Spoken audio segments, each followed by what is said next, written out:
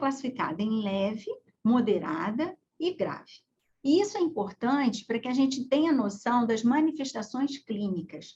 Elas são muito mais significativas na deficiência grave, são manifestações hemorrágicas, na maioria das vezes ditas como espontâneas, né? Mas a forma leve e moderada também tem essa clínica, e algumas vezes uma deficiência leve pode passar despercebida por toda uma vida e só ser diagnosticada no momento cirúrgico numa pessoa adulta.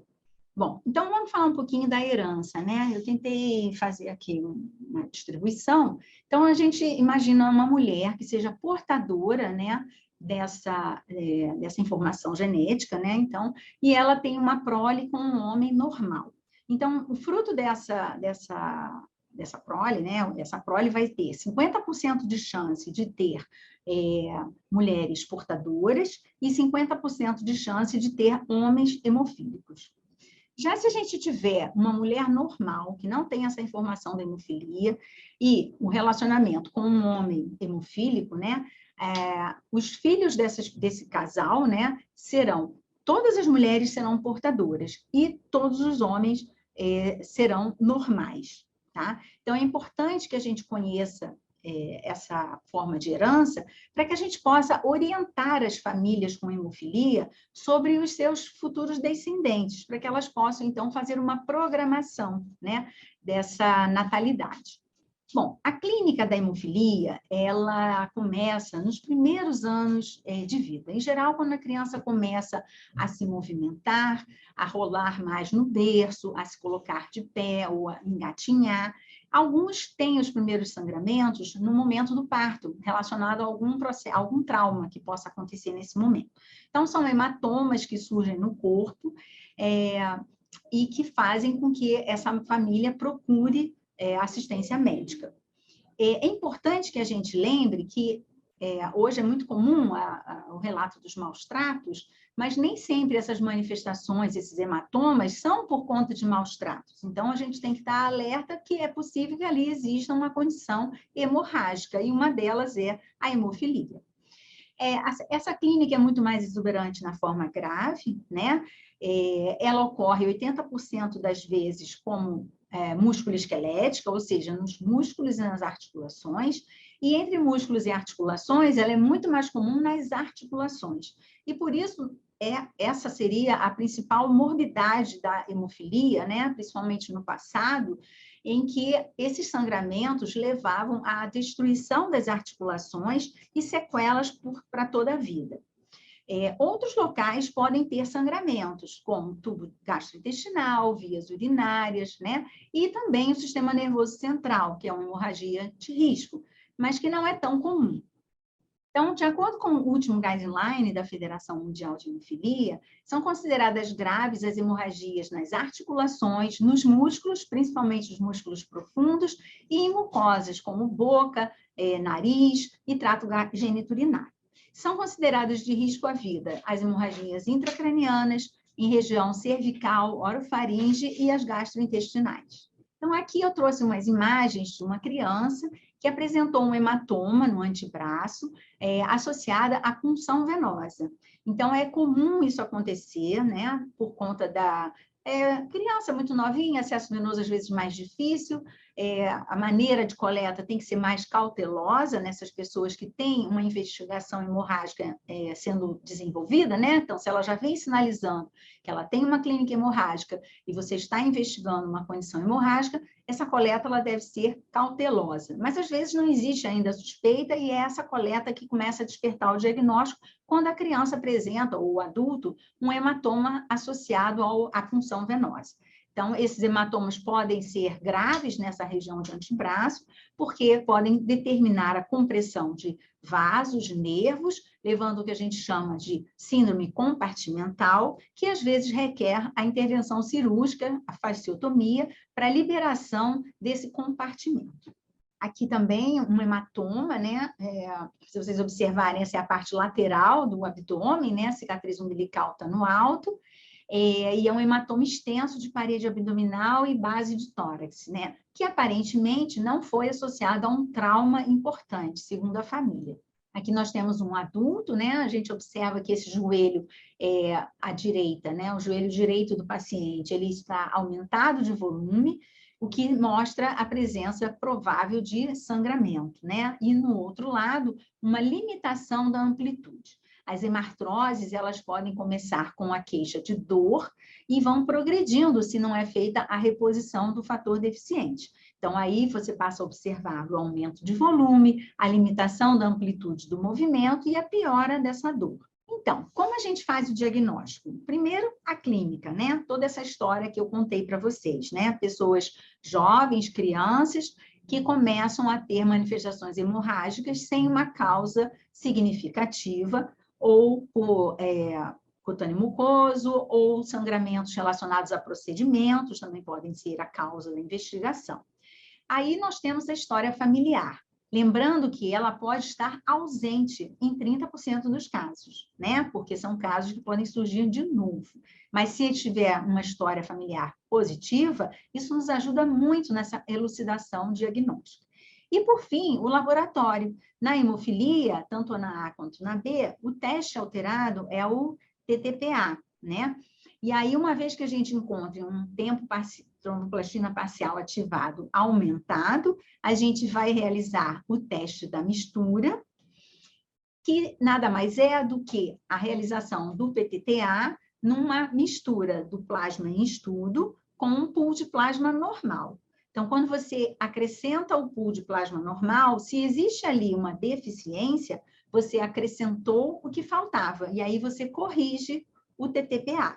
Se você não conseguiu a correção, é porque não é uma deficiência de fator, mas outras causas que serão investigadas. Então, na hemofilia, o teste na mistura, ele vai corrigir quando você o realiza, né?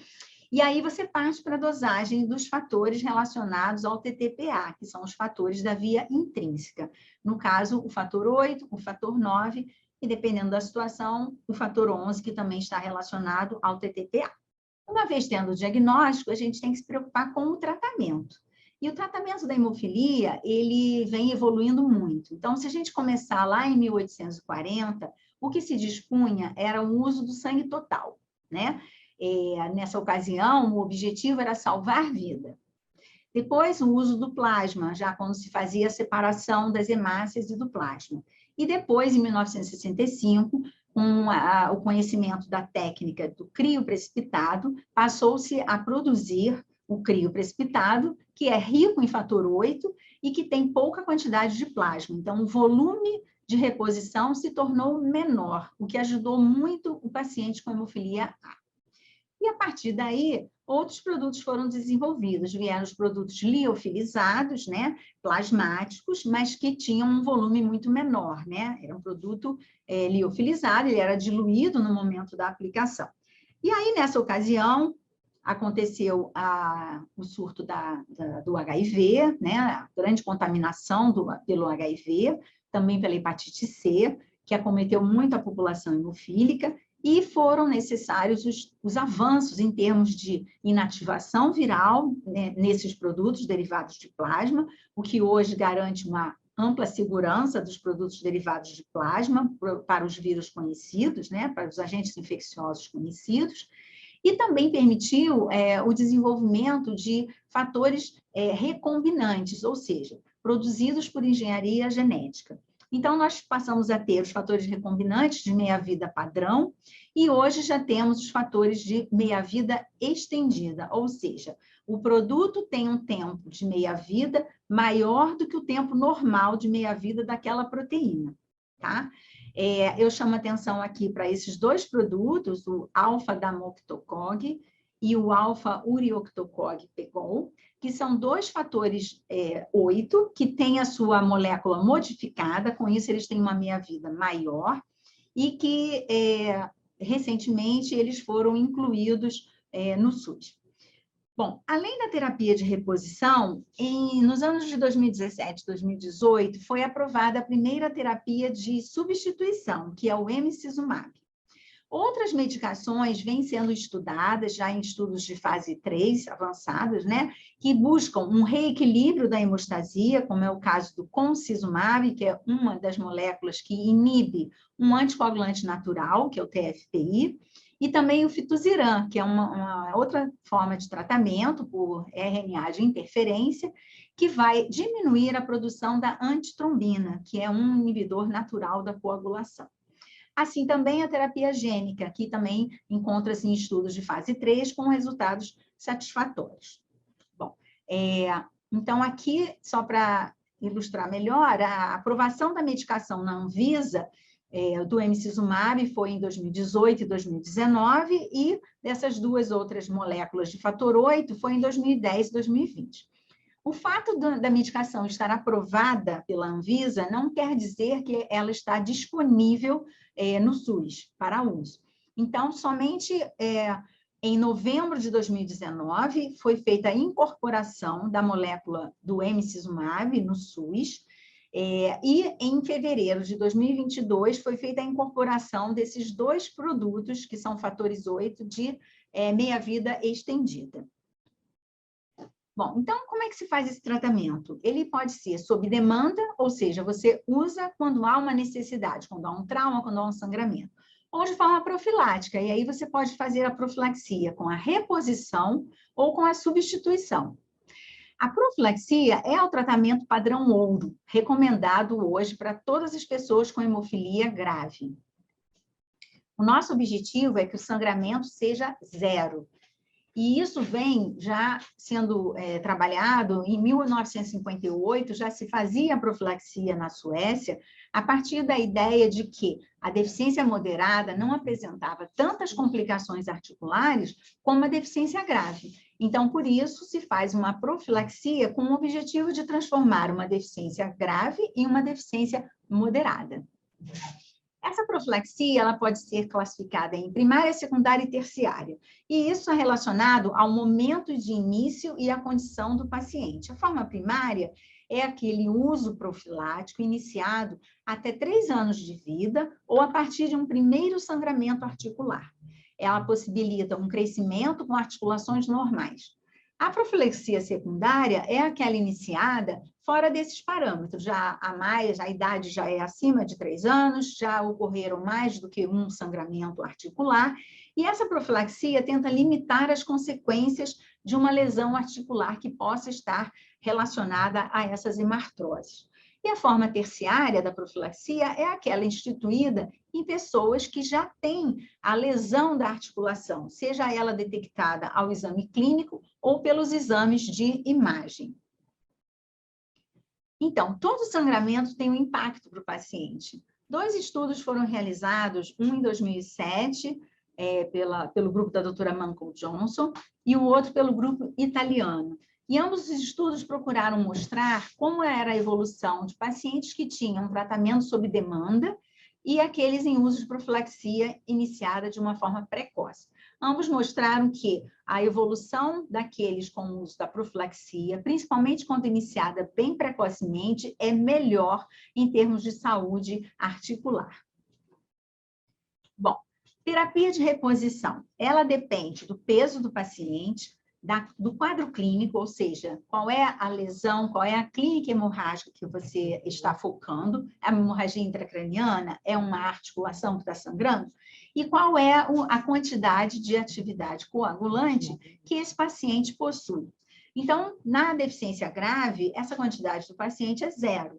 Essa quantidade só vai importar se for uma deficiência leve.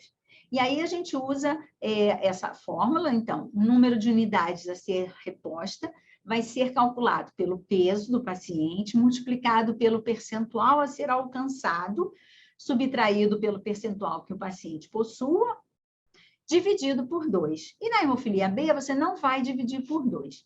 Então, esse vai ser o cálculo para a primeira dose de reposição do paciente. Para o intervalo do uso da medicação, a gente considera a meia-vida da proteína, que no fator 8 é de 8 a 12 horas e no fator 9 é de 18 a 24 horas.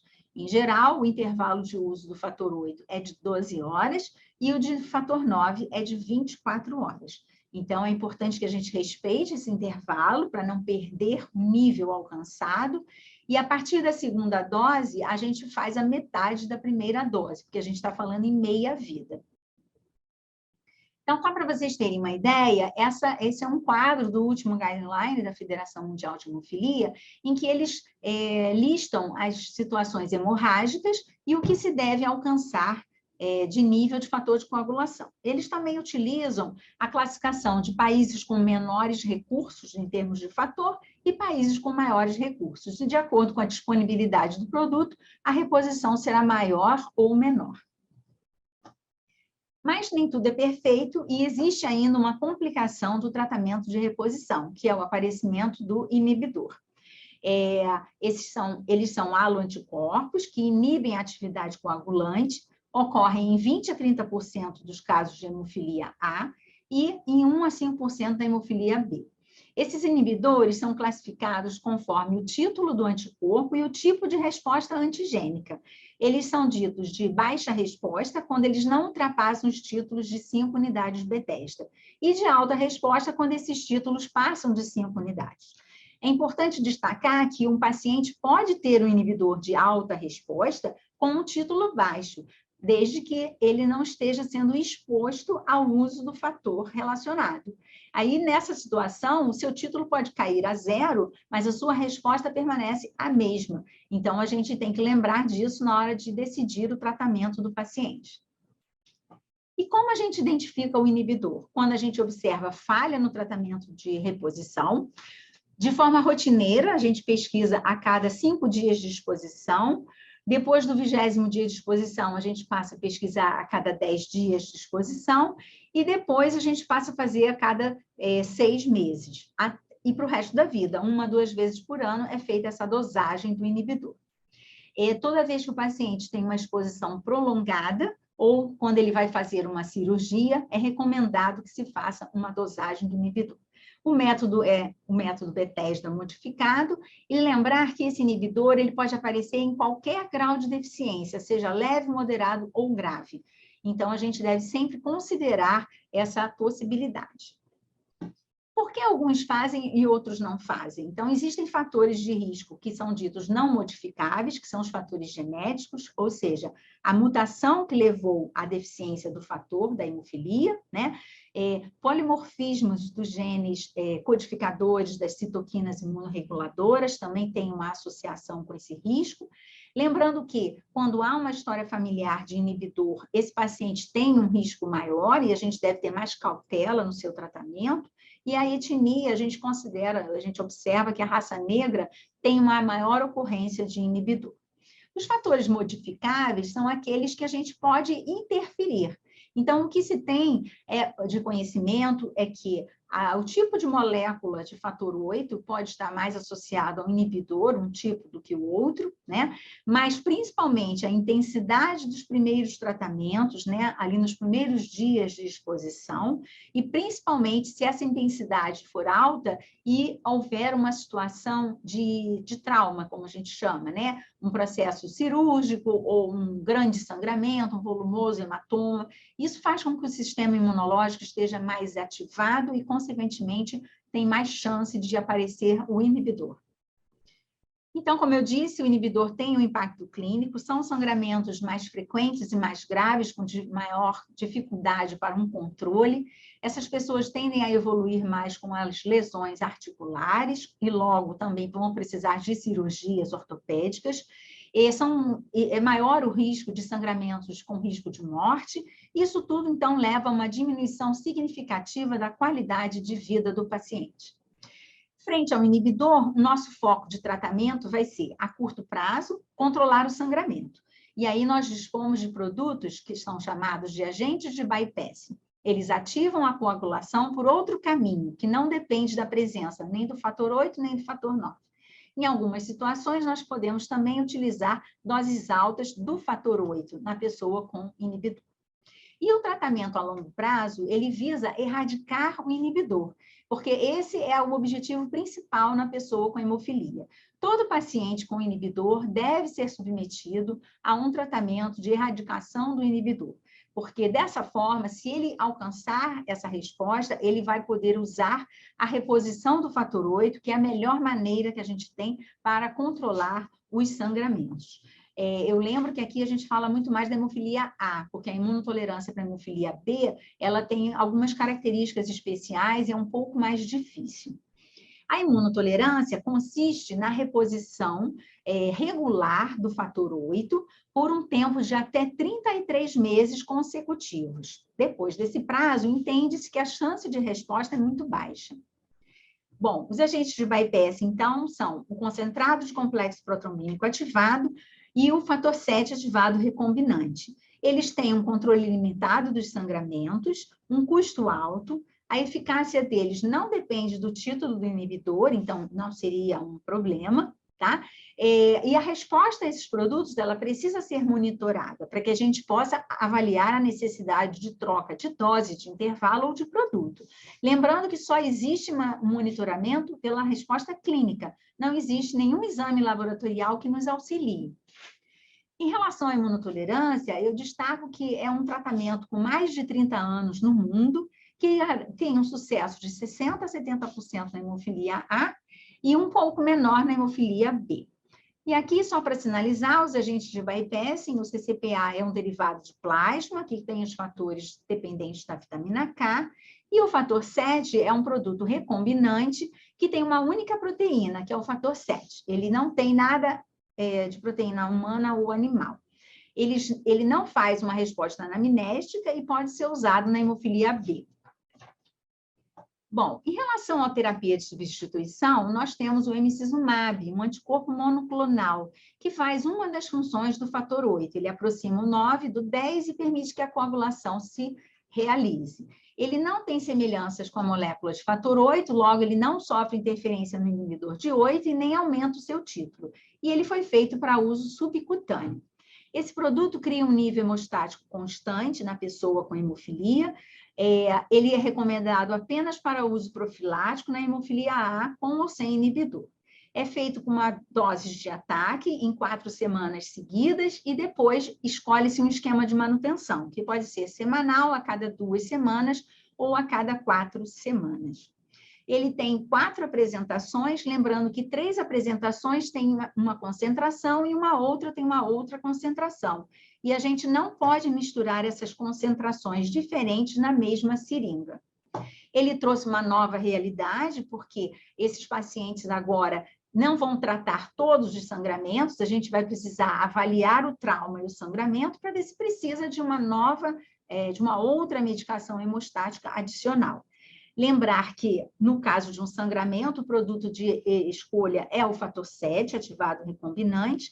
Lembrar que esse produto interfere nos testes de laboratório, então é necessário o uso do método cromogênico bovino. E, frente às cirurgias, a gente tem uma outra realidade, avaliar o risco hemorrágico e considerar a necessidade de outra medicação hemostática. E, acima de tudo, a adesão à medicação, né? Sem adesão, o remédio não vai ter o mesmo efeito. Aqui, a nova realidade, então, foi que, com a aprovação dessa medicação, ela chegou ao Brasil e foi incluída no SUS para uso profilático na hemofilia A com inibidor, que falhou ao tratamento de imunotolerância. Então, hoje a gente tem um protocolo aprovado em agosto de 2021 que permite o uso nessa situação clínica. Então, era isso que eu tinha para colocar e estou aberta aqui para qualquer pergunta. Obrigada.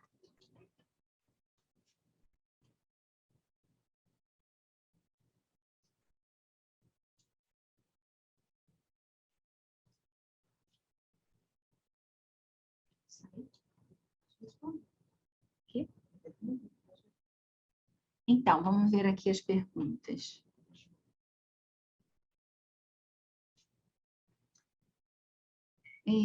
Aqui temos uma pergunta sobre o impacto da hemofilia nos pacientes com insuficiência renal crônica e hemodiálise. Então, um paciente que esteja em insuficiência renal crônica, ele vai manter o esquema de reposição de fator, né? A gente precisa ter cautela no momento de colocação do catéter de hemodiálise, né? Fazer o uso da dose recomendada antes do procedimento.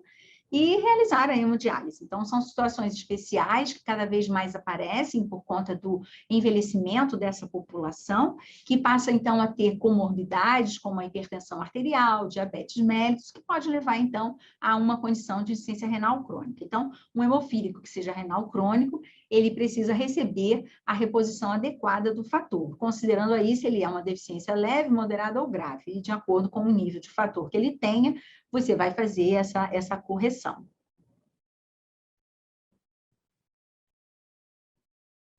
Mais alguma?